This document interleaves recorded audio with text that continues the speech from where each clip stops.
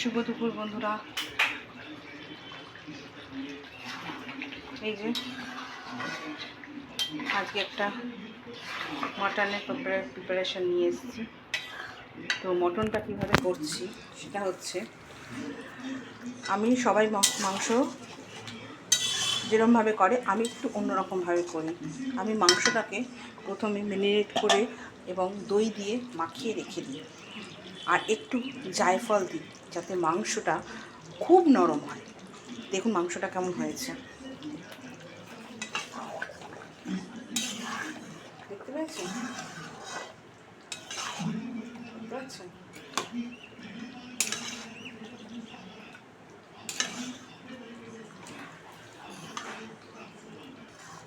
এই দেখুন। আর পেঁপে, অবশ্যই পেঁপে দিই। সেটা কষা হচ্ছে। এরপর আলু কেটে রাখা আছে,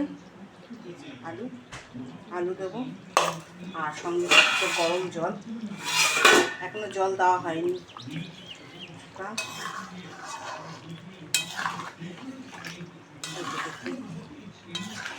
মাংস কষা হচ্ছে।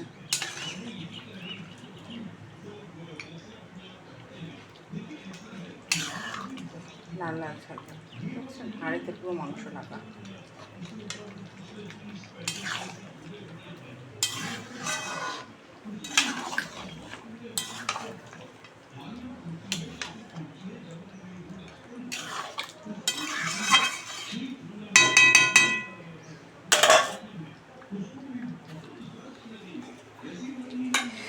মাংস রান্না করা বিশালটা, একটুখানি ঢেকে দিই। ঢেকে দেওয়াতে কী হবে, মাংসটা একটু বেশ সুন্দর হবে।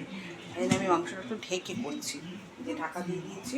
অনেকটাই মাংস, ধরো আমাদের বাড়িতে এসছে আটজনের মতন। 1.5 কিলো মাংস নিয়ে এসেছি। 1.5 কিলো মাংস করা হচ্ছে। এবার সেটা করার পর, পুরো তৈরি হয়ে যাওয়ার পর আপনাদের সামনে নিয়ে আসবো। আর তার সঙ্গে থাকছে পোলাও আর খাসির মাংস, ঠিক আছে? তো এখনের মতন এরকমই থাকুক। এরপর আলুটা দিয়ে দিই। দেখুন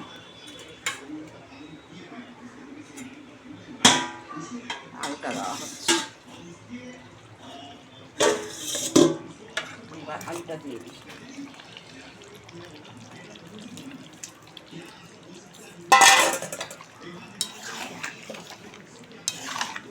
কমপ্লিট হয়ে যাবে।